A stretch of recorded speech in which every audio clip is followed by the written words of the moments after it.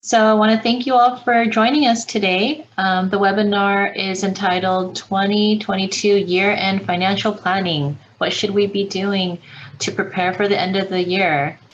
So crazy that next week is Thanksgiving, but we need to be vigilant with our planning. And we are going to hear from the perspective of an accountant, an estate planning attorney, and a financial advisor about some steps, strategies, and tips that you need to take before the end of the year to save on some taxes and just for your financial success. Today's webinar is presented by Yuri L. Yu, and she is a certified public accountant. Her office is located in Fullerton, California. We also have Donna Lee, who is a certified financial planner, and her office is located in the city of Orange. And I am Sophia Kim Sakamoto, an estate planning and probate attorney with offices in Buena Park and Mission Viejo. If you do have any questions, go ahead and type them in the chat box below. We will answer them at the end of the webinar, time permitting. You may have gotten a pop-up, but this webinar is being recorded. And just a quick disclaimer, of course, we're not going to give any legal or tax financial advice. No attorney-client relationship is presented or established here. If you do have any specific questions, talk to us after the webinar. We discourage you from taking any screenshots or recordings. So if you need to do that, let us know and get our permission in it, after the webinar. All right, so let's get started. Yuri, what exactly is year-end tax planning? So year-end planning, we start by calculating a projection of what your tax is going to be by taking what's happened in the year so far and pretty much just estimating out the rest of the year. We look for strategies and things you can do before the end of the year for the most efficient tax results. So tax efficient meaning paying the least amount of taxes possible while you're still following all the rules. And it's not limited to just 1 year, but it can be a strategy that spans for several or many years. So why do I need year-end tax planning? Well, we're looking for strategies to lower your overall tax. Once the year is over, there's not a lot of options for lowering your tax. There are a lot of times I'll be preparing a return and I'll identify something that they could have done to lower their tax, but at that point, it's usually too late. So we're just looking for things you can do before the year is over to lower your taxes. And you know, knowing what you're going to owe so that you can budget and plan. A lot of times you have no idea what your tax return is going to look like until the return is done. Are you going to get a refund? Are you going to owe a bunch of money? Most of the time, we just kind of assume that things are going to be the same as the year before, but that is not always the case. So it definitely helps in years, especially if you're going to owe money with your return, as it'll give you a few months to plan it out rather than suddenly having to come up with a large amount of money to pay your taxes at once. And we want to check to see if the amount of taxes withheld from your paychecks is enough if you're an employee. In a perfect world, the way the calculation works, the amount of taxes withheld from your paychecks should match your actual tax. So you shouldn't have a large balance due or receive a large refund, but it doesn't always work out that way, especially if there's things like you got a large bonus or if you have a lot of activity outside of your job, like investments or a side gig or something like that. Then the withholding, it might not be enough. So again, it just gives you time to plan and budget and also adjust the amount of taxes withheld from your paychecks to better match your tax situation and avoid surprises. So when do you need year-end tax planning? I mean, honestly, these days, I feel like anyone could benefit from it, but these are the situations where I do think it's the most important. In years when income is higher or lower than usual. So maybe you sold an investment or received a large bonus, or your business had a very good or a very bad year, temporary unemployed, any year when your income is fluctuating. In years when tax rates are higher or lower than usual, it may not feel like it, but tax rates are historically low right now. I know I always say that, and it's because it really is. And it's a result of the Tax Cuts and Jobs Act in 2018.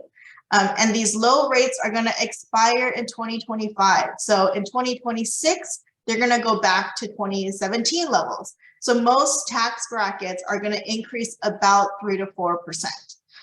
It feels like a long time away, but that means we have 4 tax years, including 2022, to enjoy these low tax rates and see if there's things we can do to take advantage of them. Of course, the law could always change, but right now this is how this is what it is. If you own a business with fluctuated income, that's most businesses. I think like all small business owners should probably do year-end tax planning, because as a business owner, you have more control over your income and your expenses.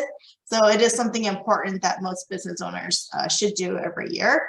And in years when tax laws change, which is most years these days, I always talk about the old days when, you know, tax laws change like once a presidency. So maybe like once every 8-ish years, we got a big new tax bill. But the pandemic really changed that. And a lot more things are being administered and enforced through tax returns, you know, virtual currency, health insurance, solar panels and electric cars. I mean, these things don't really have anything to do with your taxes, but they are a part of your tax return now. So I wouldn't be surprised if these tax law changes are just an annual thing that we'll have to deal with going forward. So what are some tax planning strategies? When income is higher than usual or tax rates are high, you want to try to defer income. You want to try to push income out of this year into next year when maybe you might be in a lower tax bracket.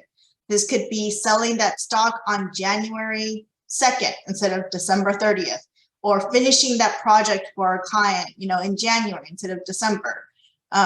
You want to accelerate or bring in as many deductions as you can. You want to make sure you're maxing out your deductions, like your contributions to your pre-tax retirement accounts. If you own a business and you know you're going to need a piece of equipment in the next couple of months, maybe just buy it now so that you can write it off this year. Or setting up that 401k plan for your business before the end of the year. That's one of the things you have to do before the end of the year so that you can, you know, put some pre-tax money in there. And you can also bunch your donation. So if you donate $1,000 to this charity every single year, maybe do a couple years worth now so that you can take advantage of these like take advantage of that deduction and a higher tax rate here. And tax loss harvesting. If you have a lot of capital gains, which I don't know if that's the case for most people this year, but if you do, there's tax loss harvesting. This is where you sell underperforming stocks at a loss to offset your capital gains. Good strategy if you have short-term capital gains, iffy strategy if you have long-term capital gains, just because those are taxed at a lower rate. Just really depends on your individual situation. And for this, you want to watch out for wash sales. This is when you sell a stock at a loss and then you buy it back within 30 days. That loss on the sale is not allowed. But that does not apply to virtual currency. So if you're holding virtual currency that has gone down in value, you could sell it today and buy it back tomorrow, and you can take that loss on your return. So that is something to kind of keep in mind while those are, you know, while those values are low. So when income is lower than usual or tax rates are low, you want to do the opposite. Bring in more income this year and push deductions to next year. You know, you can, if you're a business owner, you can try to track down those outstanding invoices, get them paid before the end of the year, put off that equipment purchase, you know, deferring deductions, waiting until January to make that donation, things like that. And another really important thing that you can do is convert your pre-tax retirement accounts to a Roth IRA. I feel like I talk about this a lot, and it's because it's really important. And I do feel like this is a really good time to do it because tax rates are low and the market is down. When you move funds from a pre-tax retirement account to a Roth, this is a taxable event. So the entire amount of the conversion will be taxed at your ordinary tax rate. But remember that the benefit of having that Roth is that all of the growth is tax-free, and not just tax-free to you, but tax-free to whoever is going to inherit it. So if your children are going to inherit it, and they take distributions later, they don't have to worry about paying taxes on that money. That money is tax-free. And one thing I'll just jump in just to add to that point, it's not just income tax. I think a lot of people focus just on income tax free in retirement when they take those distributions, but It can affect how much you pay for Medicare. It can affect if your Social Security is going to be taxable. So there's a lot of other taxes that are not nearly as talked about. Everyone just talks about income tax. Yeah, that's really important because especially with Social Security and Medicare, a lot of that stuff, your adjusted gross income on your tax return drives what you're going to have to pay. And so if you have Roth distributions, it doesn't affect your tax. And so, it could help you out there. Now, I know that there's income limits for Roth. Is that going to apply when you convert from an IRA regular to a Roth? No, you don't have to worry about income limitations when it comes to conversions. Those are only for regular contributions. Yeah, so so you don't have to worry about that. And just to keep in mind that each person's tax situation is totally different. This is just like my disclaimer here. So what works for you might not work for others. What works for others may not work for you. So it's really important to get like an individual, like a personalized plan for yourself. Okay. So moving on to current tax updates. I didn't think that there were a lot, and then I started making this list and I was like, oh my God. So here I go.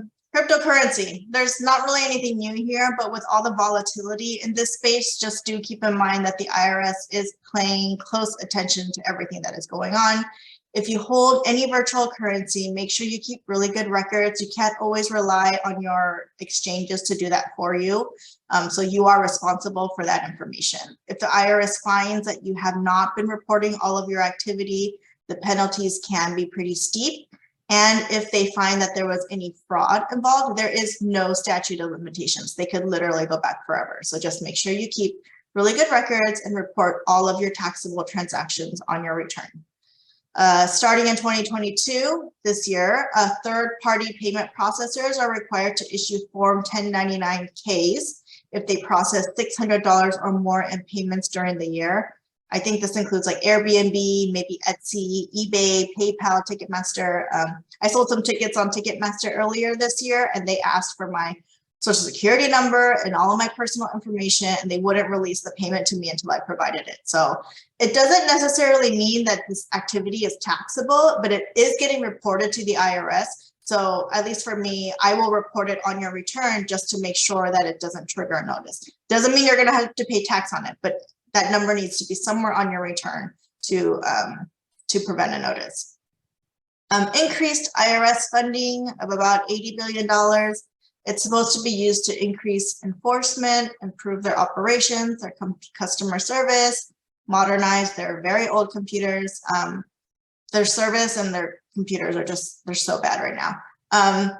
So I think for most of us tax law abiding citizens, I'm hopeful that these changes will be mostly good, but as they make these improvements and get better at analyzing data, I could see there being more like enforcement and collection efforts, maybe not full on audits, but more like requests or support for additional information. It will take them years to hire and train these new employees, so we'll just have to kind of see what happens over the next few years. IRS started sending out these letters saying, make sure you claim these tax credits on your return while not evaluating whether you were eligible for them or not. This is my letter. I was so annoyed when I got this because I was like, clearly I would have reported everything I was supposed to. And if you had looked at my return, you would know that I did. But anyways, I think like almost everyone got these letters. It's just informational. It doesn't mean that they're paying attention to you or anything like that.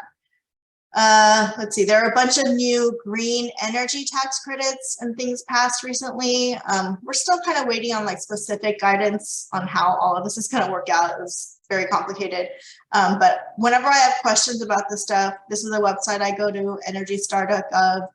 Good website, lots of good information on the various tax credits out there and like all the like technicalities of, all that stuff. So that's where I'll go. Student loan relief. Application is no longer open.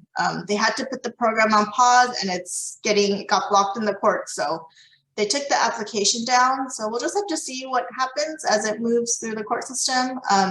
If it does end up going through, just be aware that at this time, this loan forgiveness program would be taxable on your California return, unless they pass something saying that it is not, which is possible, but we'll just have to wait to see what happens here too. IRS announced a few months ago that they're automatically waiving failure to file or late filing penalties for 2019 and 2020 returns. It's a little bit late, but this is something that the tax industry has been fighting really, really hard for 2 years.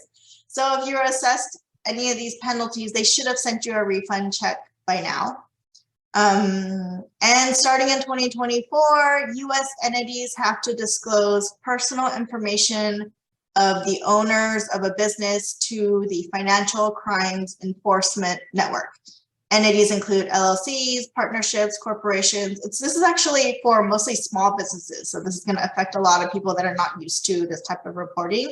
They're trying to combat money laundering, tax evasion, terrorist activities. So it's not really an IRS thing, but it is something that businesses are going to have to start doing in a couple of years.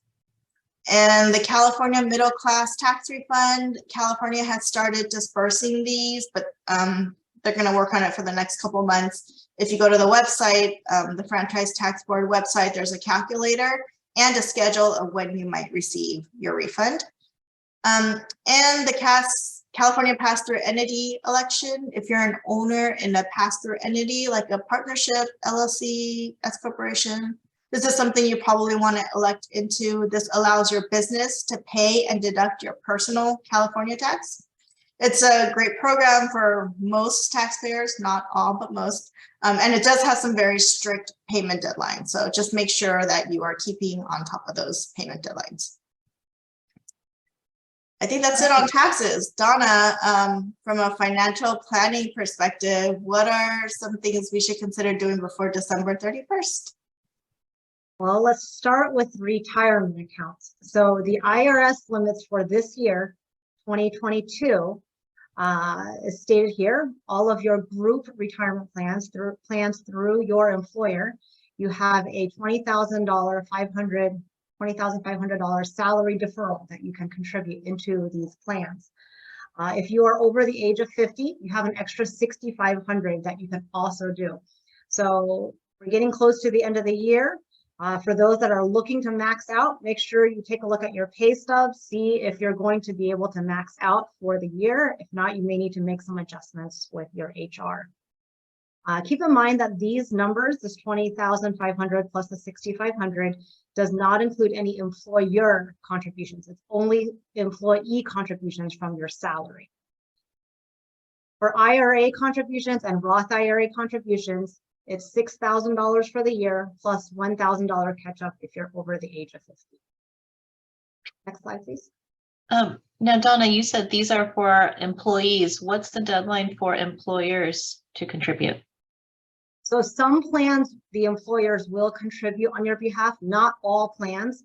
So some plans, if there's like a safe harbor contribution or a profit sharing, they have up until the tax filing deadline of the employer, of the corporation, to actually make those contributions. So sometimes you'll see, oh, there's a lump sum that just got deposited into my 401k. That's weird. It's February. Why do I have this lump sum?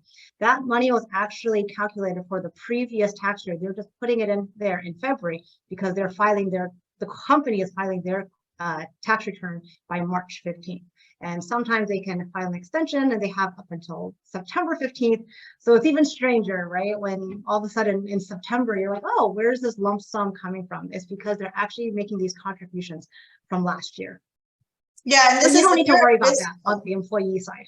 Yeah, if you are a business owner though, and you have like your own 401k plan for your own business, this is a great thing where like you can make the payment, extend your corporate or your business tax return, make the payment in September, but you get the deduction in the previous year. This is one of the few times when you can get a deduction in the previous year for something you're doing today.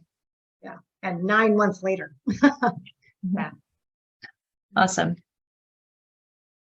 So for retirement accounts, the individual retirement accounts, traditional or Roth IRA, there are limits. Contribution limits apply to contributions, and that kind of alluded to your question earlier, Sophia, on if I did a conversion, if it matters what my income is and such. So these limits only apply for contribution. So think of it this way. Once the money goes into the retirement realm, retirement accounts, right? Whether it's IRA, Roth, 401k, whatever, it doesn't matter. These are all just going into there. So that's what, so these income limitations apply to IRA and Roth IRA contributions. They do not apply when money is moving from one retirement account to another retirement account. So rollovers, conversions, and transfers, it does not apply. To make a contribution into a traditional or a Roth IRA, you must have earned income. So if you don't have earned income, rental income does not count. Passive income, investment income, that doesn't count. You must have earned income. There is no age restriction. So as long as you have earned income, you qualify and you can make these contributions. And then these income limits here is the Roth IRA income phase out. So what that means is if you make too much money, you cannot contribute into a Roth IRA. One thing I will mention here, and this surprises a lot of people, is this married filing separately filing status. The limit is only $10,000. So pretty much if you're working and you're married filing separately, you're not able to contribute into a Roth IRA. Donna, I see that there's something you put here, no age restrictions. Does that mean you could potentially set up one for your kids? As long as they have earned income, yes.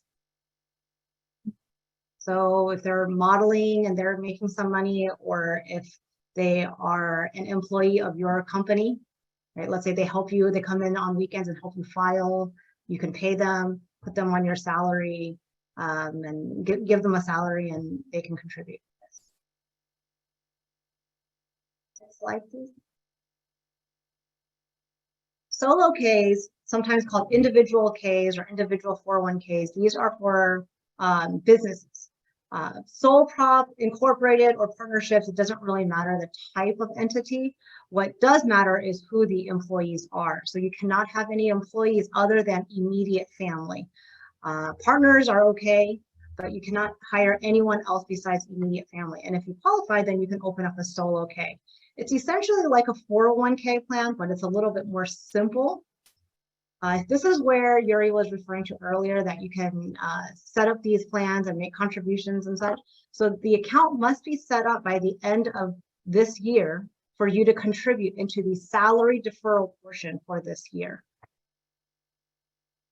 And if you had a really great year this year, you may want to consider bonusing yourself. And by doing so, you can increase the profit sharing that you would put into the plan to get that tax deduction for the business. And like Yuri said, you have up until March 15th or even September 5th, well, the corporate tax deadline, basically, to make that contribution. But you can get the deduction now. Now, so I know that we have to set up the account by December 31st. We're in November, practically speaking. Is there still time to do it? Yes, there is. And remember, this is only if you're planning on making contributions into the salary deferral portion of 2022. Some people set it up the first year and they missed that, but they can still do the profit sharing contribution. Backdoor Roth. I feel like I talk about this all the time.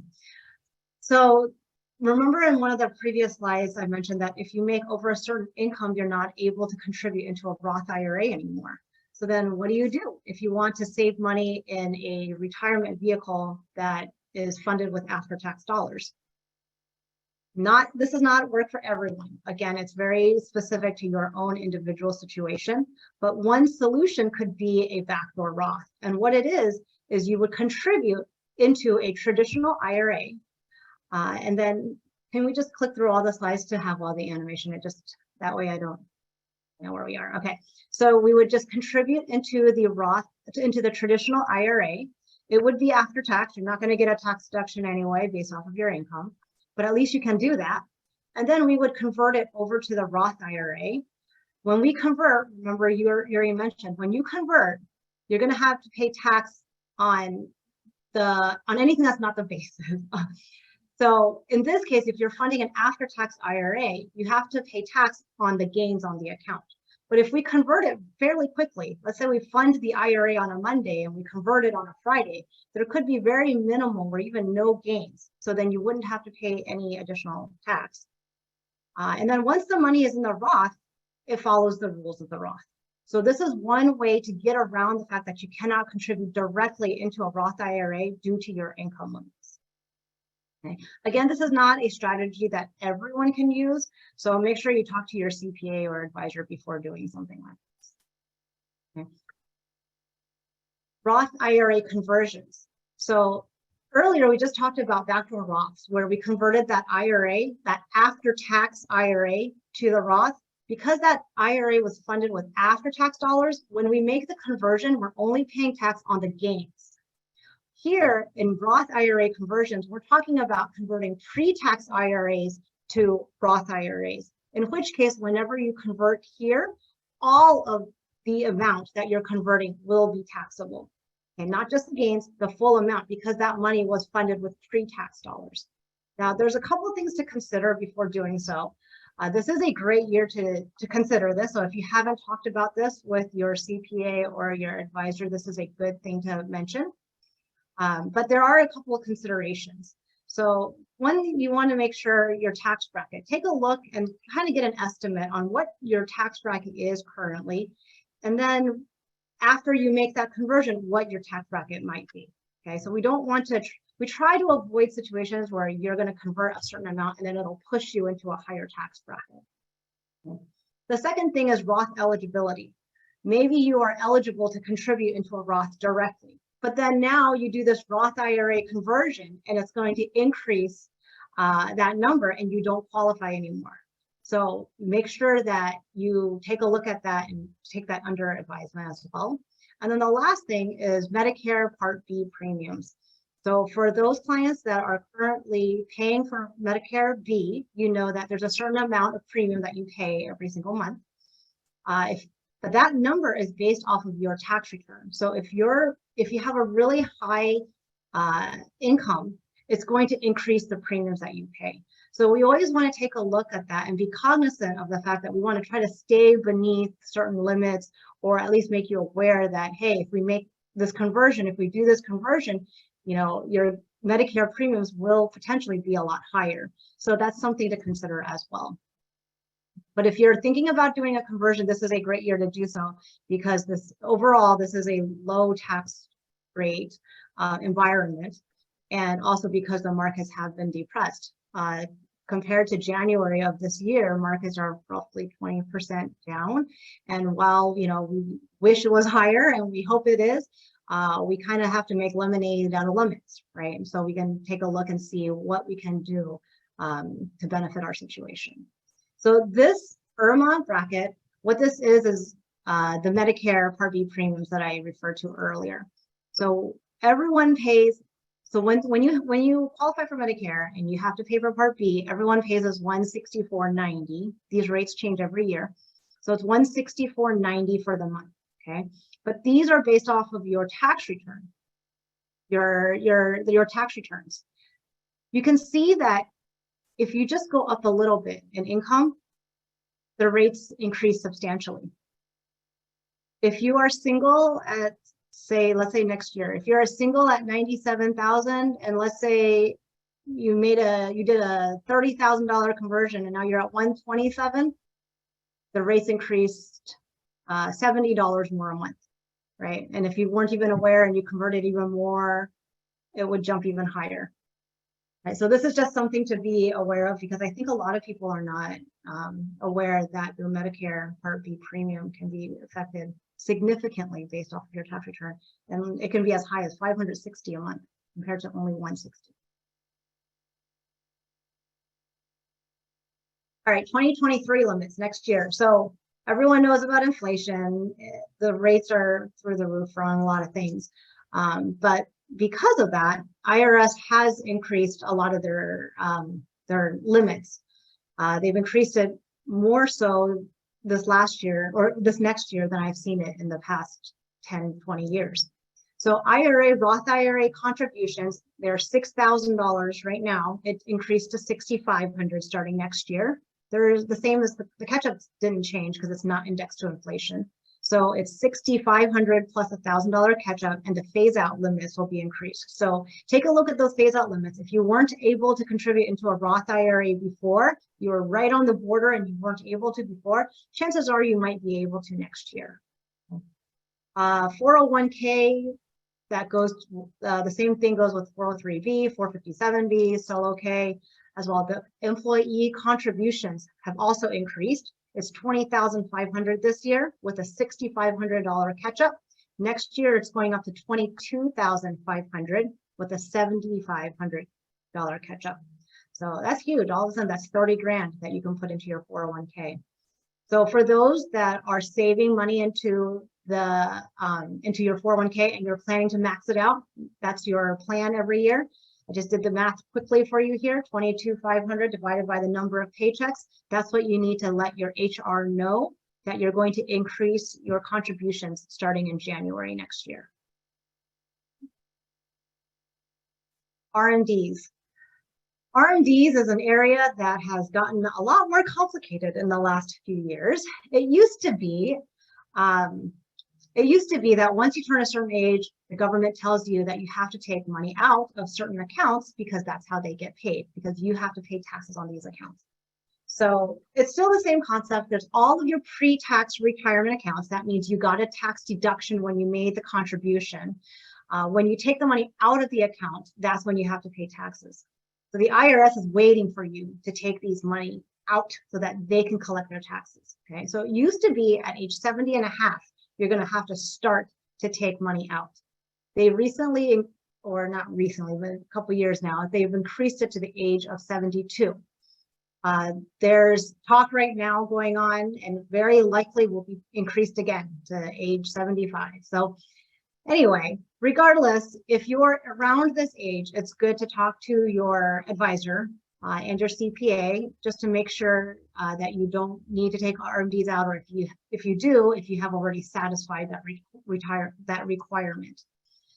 So all the RMD is a required minimum distribution. It is based on your December 31st of last year, the account value on that date of all of your pre-tax accounts. So it's very likely that you'll have more than one pre-tax account. Maybe you have 2 IRAs here, you have an old 401k, and then maybe you have an old 403b. All of these accounts added together times a certain multiplier. That's going to be the dollar amount that you need to distribute from your pre-tax account as a whole. You can take all of it from one account. You can take it out from multiple accounts. You can choose 2 of your favorites and take it out of there. It's up to you. The point is it has to come out of these pre-tax accounts, and AKA you will be taxed on this amount. Okay. One thing that I get questions on a lot is, if I convert my account, if I convert from my IRA to a Roth, does that count? No, it does not count. Yes, it is still a taxable event, but it does not count as satisfying the required minimum distribution. So the only way to satisfy the RMD is to basically take it out of the retirement realm. Okay, I call it retirement realm. So that includes all pre-tax accounts in the retirement realm into your pocket. If you just take it from one retirement account and move it to the other, even though it's taxable, it still does not count towards your RMD. And this is what I was referring to earlier. For deaths after, this is in the same tax legislature, they've passed that for required minimum distributions for inherited IRAs. So if a death happened prior to 2020, we were able to stretch the retirement account. And what that means is the beneficiary is able to take out required minimum distributions based on their age, which presumably is younger than the decedent. For deaths that occurred after 2020, it's a whole different rule. So you'd have to the beneficiary has 10 years to take the money out. It doesn't matter if you take it out in the first year, all in the 10th year, space it out a little bit every single year. It doesn't really matter. It just matters that at the end of 10 years, that account needs to be zeroed out. There are a list of exceptions. It just depends on who you are relative to who the decedent was. So this is one area that is very important, is to review your beneficiaries. I don't know how often I see, especially with 401k accounts, people put on a beneficiary when they first worked at the company and then they never reviewed it.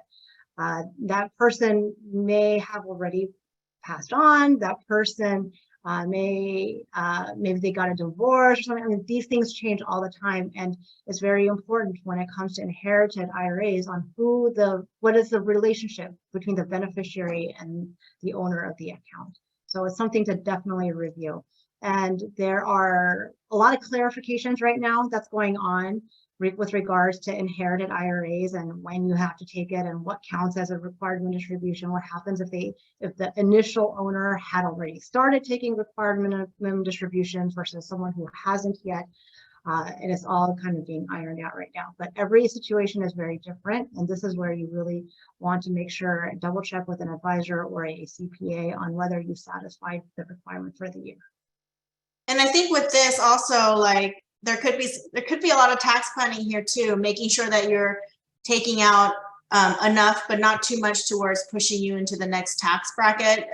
Doing that planning could save you, thousands of dollars if you kind of time it out correctly. Yeah.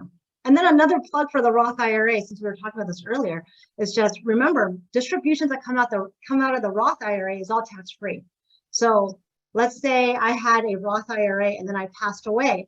The money goes to my beneficiary. Yes, they do have to take it out in 10 years, unless they're one of the exceptions, but there's no taxes. They don't have to worry about taxes on their end. They don't have to worry about it pushing them into a different tax bracket. It doesn't have to affect them on Medicare Part B premiums. They don't have to worry about that at all. Great. And so Donna, just to add to that, with those Roth IRAs, because they don't have to pay taxes, maybe as a strategy, you keep it in here until year 10, then take it out so that it has time to accumulate. Whereas that is definitely the right thing to do if it's a Roth IRA. If it's a pre-tax IRA, then it depends. A lot more variables to consider. So a lot of strategy and timing and consultations if you do get any type of inherited IRAs.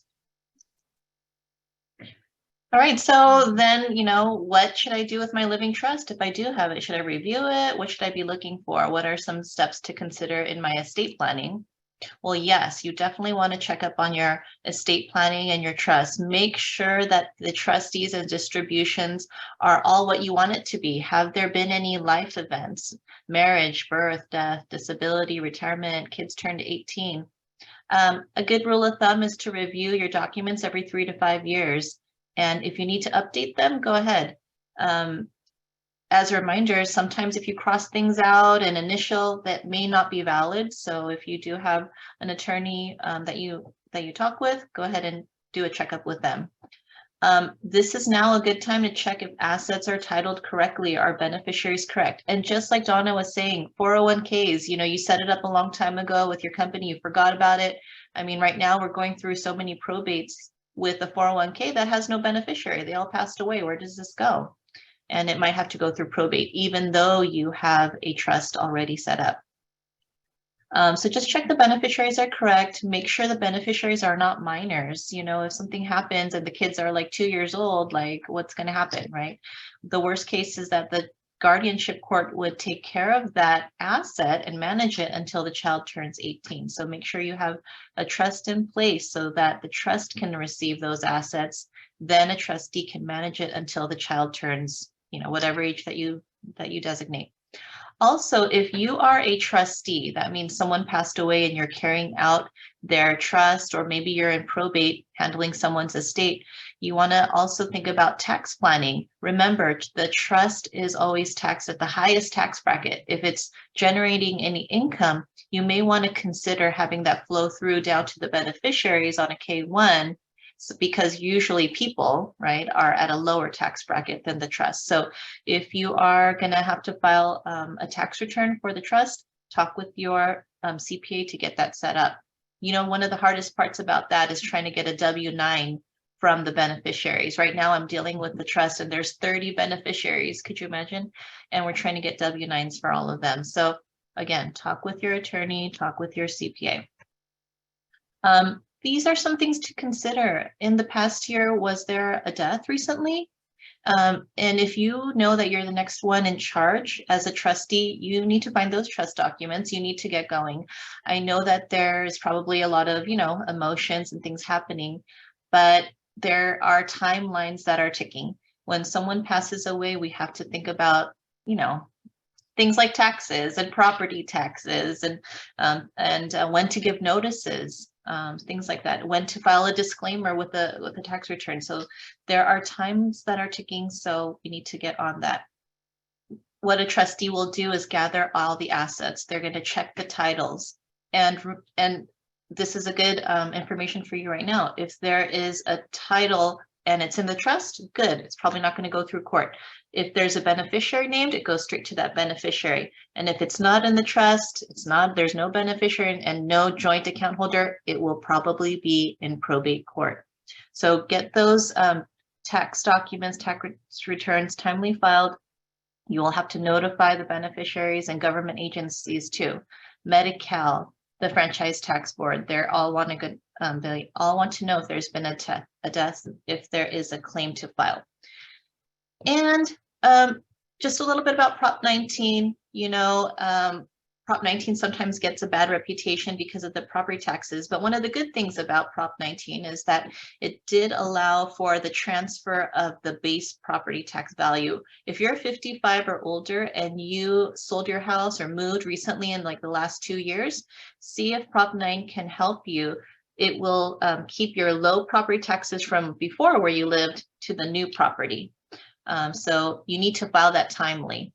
The estate tax exemption. So every year, the amount that is the estate tax. This year it was 12.06 million. Next year it's going to be 12.9 million. This means if you pass and you had assets under this amount, no estate taxes. So that did increase a little bit next year. The annual gift tax exemption also increased to 17,000. That's the amount that you can give to people without having to report anything. If you gave someone property, if you gave them money over 17,000, you may have to file a gift tax return. And I think that's it. Yeah, I don't think we have any questions. Right? I don't think we have any questions. Okay. If you do have any questions, just send us an email and we'll be happy to answer that for you. And I want to just mention also, Sophia, that it's a good idea to review your trust every few years, not only because of personal changes that can happen, but also changes outside of your control. Tax law changes, for example, right? There was a big one recently within the last few years that could change how the wording of a lot of revocable trusts were worded. So things like that you may not even realize it would affect you. So this is why it's good that every few years you at least kind of just check in just to see if everything is good and move on. Okay. I don't think we have any questions. If there are, just feel free to let us know. Thank you so much, everyone, for your time. As usual, we do try to provide content that's relevant and worthy of your time. We know everyone is busy. We hope you found today's webinar helpful. You know, we started these webinars back in July of 2020 when the world was going through COVID. We were really looking for ways to engage with everyone and keep them up to date. We had no idea how long we were going to continue this for or if it was even helpful. 2.5 years later, we feel that life is starting to revert back to pre-pandemic life. Either that or we're beginning to form a new normal in which we don't need to rely so much on webinars to keep you relevant. In either case, our webinars have served its purpose and we have decided that this is going to be our last one for now. We hope that not only did you find the information we provided useful, but that you're able to see that managing your finances is truly a multidisciplinary approach. In addition to the three of us, Yuri, Sophia, and I, we cover tax, living trusts, and holistic financial planning. We also have invited other subject matter experts, such as having a third-party administrator, a family law attorney, and multiple business attorneys. It really takes a team to manage your financial life, and we hope that we have provided you with some resources to turn to when life happens. A reminder that all of our webinars are recorded and it is available on YouTube. Thank you again for tuning in over the last 2.5 years. Your support matters to us more than you may realize. When we don't know if what we're preparing and saying even matters, your attendance shows us that not only do you look to us for guidance, but that we need to continue to be sharp, to know what's going on, to stay up to date with the abundance of changes that happen in our industry. We know that you deserve that. So thank you for keeping us sharp. You will receive a final survey at the conclusion of today. Please complete it so we have some feedback. As always, feel free to reach out to any one of us as needed. We wish you a happy Thanksgiving and a wonderful holiday season. Till we meet again.